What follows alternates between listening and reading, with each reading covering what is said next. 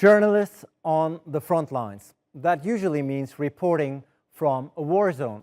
But these days, covering the coronavirus pandemic also brings the risk of danger and death from an enemy that is invisible in a battle where it's not safe to cover any sides. I'm Ali Aslan. Welcome to Corona Times, the show that examines how the media is covering COVID-19. This week, we turn our focus to the storytellers in the eye of the storm. We'll speak to reporters and photographers whose job it is to bear witness to history, even if it means putting themselves in harm's way. But first, Haider Abbasi takes a look at what it means to go inside this story.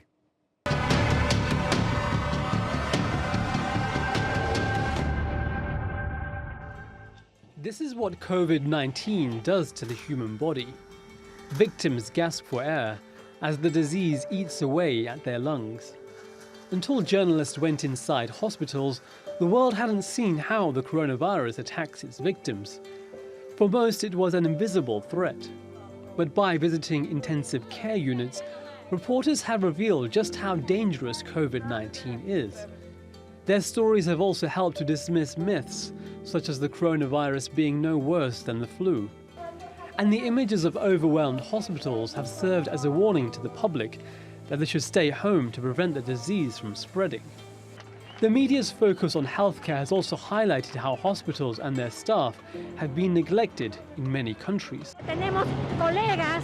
We have colleagues that are infected. They're making them come to work when they're already positively diagnosed.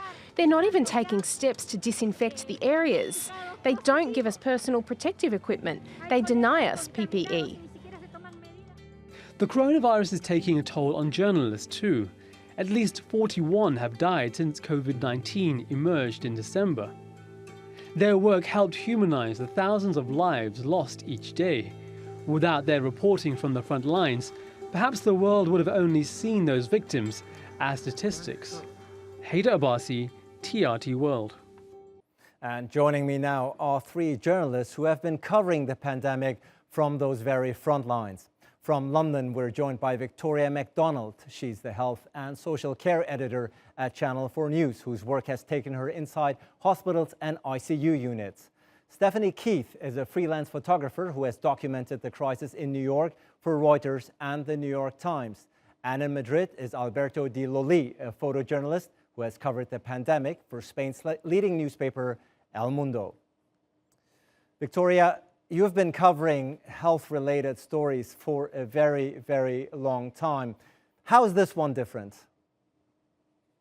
It's very different and it's similar to other stories. So in the past, I have done a lot of reporting on things like HIV, AIDS, when it first appeared, TB, XDR TB, which is incurable and highly infectious. Then there is this one. The difference is with this one is that it affects not just somebody random in a hospital whose name I don't know. It's affecting all of us. I could get it at any moment. My family could, and I don't think I've ever felt so in the middle of a story as well as reporting on a story. Stephanie, what has your experience been reporting from the very front lines of this pandemic? My experience has been that this is a very scary thing, and it's a very real thing, and I think it's taken a long time for people to really grasp the idea that this is not just a flu, that this is a much more serious disease that we really know nothing about. So reporting on it has really been sort of like flailing around in the darkness, not really knowing, am I safe enough? Do I need to do more to stay safe? Where can I go to be safe, especially when you're in some place like New York and other places that are have so much of the disease and are considered such an epicenter. You just don't know. Alberto, you've been taking very, very vivid photographs from the front lines in Spain, one of the hardest hit countries in Europe and the world, as a matter of fact. Tell us, how has it been working at the very front lines of this story? Well, the main thing that I lived is it's different from other covers, that you have to be focused on your work, but also to be focused on to keep safe yourself, because it's a very dangerous thing. It's invisible. So when you go into a hospital, you go into a house, you have to be very careful of not touching anything, of keeping the distance with everybody. So you feel that you are in the story, not outside the story. You're inside the story. Very much what Victoria said. So you're in the middle of the story, Victoria. That's what you said. And as a matter of fact, you've been covering the story, obviously, from the UK, another country that has been hit quite severely as far as this pandemic is concerned. What has been the biggest challenge for you personally up until now? I suppose the biggest challenge is actually getting access into the hospitals. And then when you do get access, having to go through a very rigorous assessment. So although I have looked at my personal risk factor and decided what's safe and so on for me, I can't just take that risk for myself. I have to take it, I have to assess it for my producer and for the cameraman. So for instance, we've started to use much smaller cameras and not use tripods, so that we're not putting, we're having, there's less area to infect. Then, of course, I have to assess the risk to my family. When I come home, I have a 10-year-old daughter, am I safe for her? So it's all those sort of things have been difficult. And then actually having to stand 2 meters away, as we do in the UK, to interview somebody takes away some of the intimacy that TV can normally give you. Stephanie, of course, you have to focus on doing your job while you're at the front line, while you are taking these photos. But at the same time, you also have to focus on your own health. How difficult has it been balancing those two?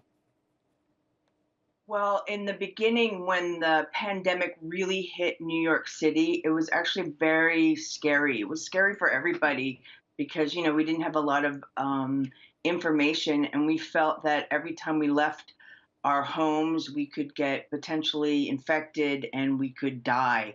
So it was really stressful, especially in the first couple of weeks. We felt every time we left the house, we could die. And that was really scary and hard. Yeah.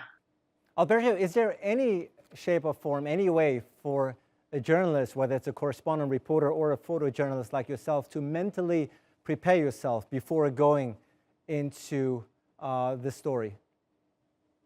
Well, you always have to just focus on the story. But the way to mentally prepare yourself is just to try to be as safe as possible and just do the research on how the virus operates and what you can do to mitigate any kind of circumstances where you might get infected. So the way you mentally prepare is say, I'm doing everything that I can do to be as safe as possible. Alberto, both Stephanie and Victoria have talked about the responsibility they felt not just for themselves, but also their immediate surroundings, their environment, their family members. Have you felt the same?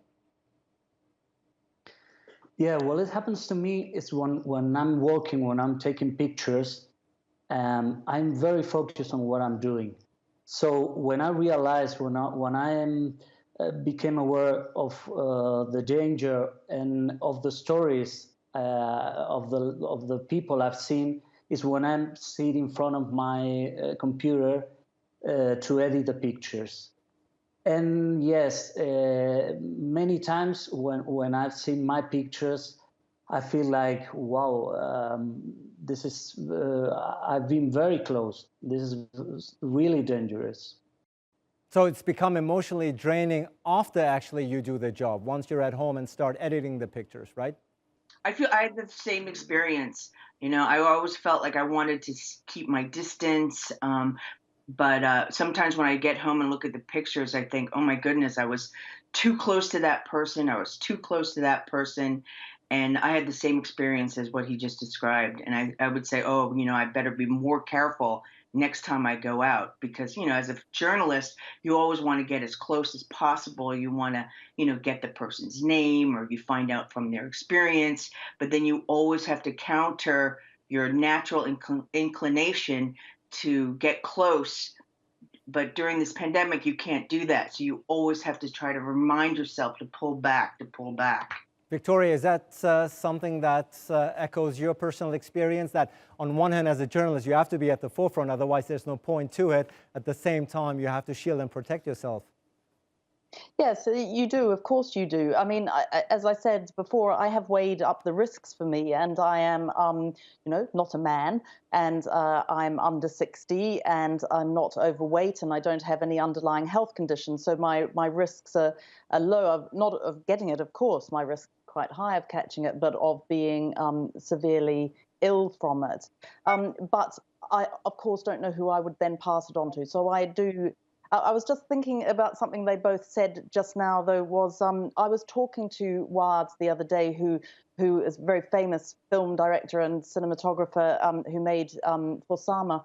And she went into an intensive care recently. And I said to her, gosh, were you upset? That was a very upsetting scene in that film you made. And she said she didn't notice it until after. And whereas because I don't have a camera in front of me, because I am there with nothing between me, the first time I went into the ICU, I was very, very upset, and I was taken aback by how upset I was. But she said it took, as the other two have just said, it took until they got into the editing room for them to think, oh my goodness, that's really awful. If someone were to ask you if it's worth the risk, how would you respond? It definitely is worth the risk, because people have to know, one, that this is a dangerous virus and that they do need to follow the government advice on social distancing or whatever, making sure they wash their hands. They also need to know just how incredibly hard and traumatic it is for the health staff. And the only way you can get that across is with the images of those poor, poor patients who are lying on those ventilators so close to death. Stephanie, do you think that you're putting a human face to the pandemic with your pictures? Otherwise, we're just focusing on statistic, aren't we? Yeah, I mean, absolutely. We have to show what's going on. Another aspect of this is the fact that since so many people are in lockdown situations, that we are the eyes for those people. Those people can't get out, and they shouldn't go out in terms of flattening the curve.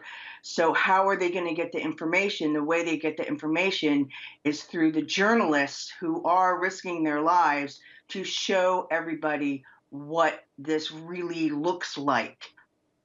And without people showing what it looks like, how is anyone going to know what's going on? Alberto, have you ever questioned these days during this crazy period whether it's worth the risk, whether it's worth taking a risk, taking these pictures, being at the front lines, being in these ICU units? Well, I think that we are hearing many numbers, many advices. We are hearing the politicians.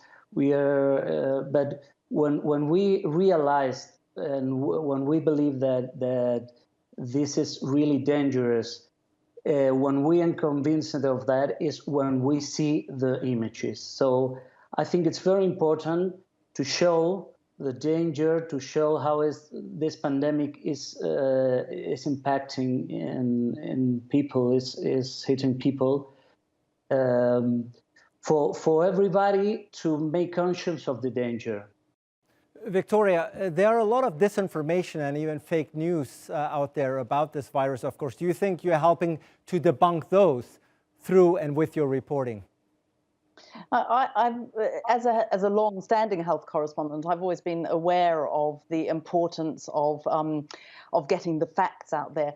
When this first started to hit, I took a decision, a very conscious decision, that I was going to report this very soberly, straight down the line. I wasn't going to go after any theories until I could see the evidence base, all of that, because there have been some incredible myths that have gained traction, like 5G or whatever, and you can see the political stance that is put on some of this from some other countries, not ours, I have to say.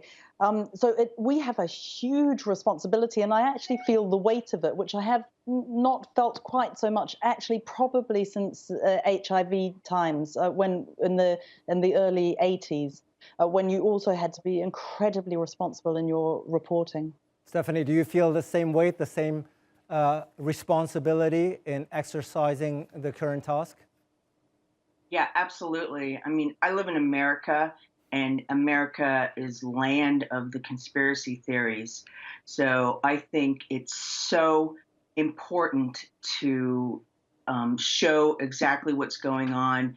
I think it's important to show the dead bodies piling up, to be quite honest, because if you don't show that, there's going to be 500,000 people in America saying that the coronavirus isn't real. So I really feel the responsibility to show what's going on, to debunk a lot of these crazy stories that are flying around. Alberto, Victoria has alluded to the fact how difficult it is, naturally and understandably, to gain access to the front lines of the story for many and understandable reasons. How difficult has it been for you to gain access to this story? It's been very, very, very difficult. We spent a lot of energies making calls, trying to convince the doctors, the politicians, to get us go into the hospitals, into the cemeteries. It's been very, very difficult. But when you get it, you have to gain. I mean, you have to gain the confidence. And you have to get to the point that people trust you. So they forgot you're there, you become invisible. And when you get that, it's really incredible, because a great part of our pictures is that confidence that doctor led us. So, and the medical staff seems to have an interest also in having this story reported accurately. Alberto, your photos obviously have an impact beyond Spain as well. One of your photos, as a matter of fact, caused quite some stir in your country. A very graphic image of a dead man on the cover of El Mundo. What was that about? Yeah, we published a dead man on a front page, and it was very controversial. But on that week, we had the highest rate of deaths by population in the world, 38 by each 100,000. So we thought, well, I sent a picture because I thought it was part of the story. I was covering a whole day with an ambulance team, and we found that a dead man we had a call, we go there, and we found a dead man. So I think it was part of the story, and my newspaper decided to put it on the front page, and it was so controversial. But I mean, as we said before, I think it's necessary to. The New York Times published last week, I think, an article about that if you don't see the deaths, you don't believe in that. You don't believe in the danger. And you don't realize that you have to be very careful about this virus. Victoria, listening to the three of you, it's quite obvious how emotionally taxing and difficult it is to cover this story on the front line. What has shocked you the most about being on the front line? What has shocked you the most? What have you seen that you did not expect to see? Well, I've been into many intensive care units over the years, but when I went into this one recently in South London, I was shocked by how much younger the patients were.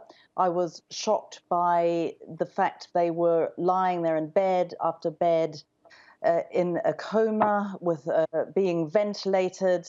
There was a woman there. I was standing close to her bed, too close, of course, and she was younger than me. And so, of course, all the the numbers we got out at the beginning from China were talking about this being a disease of the elderly and so on, but it's not. And the people who get put into intensive care, they get put in there because there is a chance of saving them, and they tend to be younger than you expect. And that, I think that's when it really hits home to me, that these were people my age that were in there. Stephanie, what has shocked you the most? I think what has shocked me the most is seeing all the dead bodies coming out of the hospitals. That's really shocked me. And that's when it really hit home to me how many people were actually dying. Now they've set up like privacy screens. They don't want people to see that as much. But in the beginning, you saw that every single morning.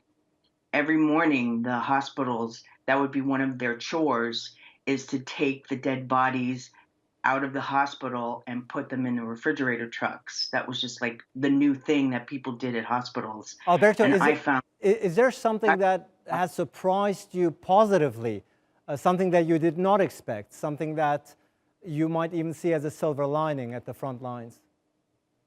Yeah, sure. The thing that impressed me the most was the work of the health workers, because they are not only doing their job, but they are covering also the families. The patients were so isolated, they were alone, they were dying alone. So the doctors were very conscious about this, and they were not just making their job, but they were also being very close, speaking to people, doing a link between the patients and the families. So that impressed me very, very, very, very much. How very care they do their labor. So it was very positive and very impressive. So. I think the reaction and the efforts, tireless efforts on the part of the medical staff has been admired, and rightly so, worldwide. Victoria, as we're nearing the end of the show, what would you, as someone who's been at the front line and continues to be at the front line, what would you like our viewers to know about this pandemic? Well, I think it is pretty much what we've all been saying is this is something that could very seriously affect you. And if it doesn't affect you, it might affect your mother or your father or your favorite aunt or uncle. Don't assume that this is something that's happening over there. This is something that's happening to all of us. And when I first started reporting it, of course, I was looking at China, and I was thinking then about we had a big debate about whether to use some picture of some bodies in the Chinese hospitals, and it took a while to realize this was coming our way, and that this too was going to happen to us. And I think the message must be very clear to the public. This is serious, very, very serious, and I wish I could say it wasn't, but it is. Stephanie, any conclusions, any lessons that you have learned throughout this process? I would just reiterate what Victoria was saying, is that this is very serious stuff, and any attempt to downplay its seriousness is just pure folly. People really need to adhere to all the guidelines that the scientists and the doctors are telling us, and then we have a hope of just eventually moving beyond it. Alberto, what would your advice be to fellow journalists who, unlike you, are not at the front lines, yet they're still covering it? What would you tell them? Well, I can tell them to be very, very careful with this. It's very important, our job, I think. They have to go out and to tell this thing, but they have to be very, very careful and very human. I think this is not a number. There are faces in the story. There are people suffering very, very much. And you have to be very careful with your own safety, but also very careful when you tell the story. Well, and be careful, all the three of you out there, as you're doing a very, very vital, very important job in shedding light and truth on this pandemic that, it seems, will be with us for some time to come. Victoria Macdonald, Stephanie Keith, and Alberto de Lolli, thank you so much for sharing your insights and your experience and what it means to be covering the story on the front lines. Thank you so much.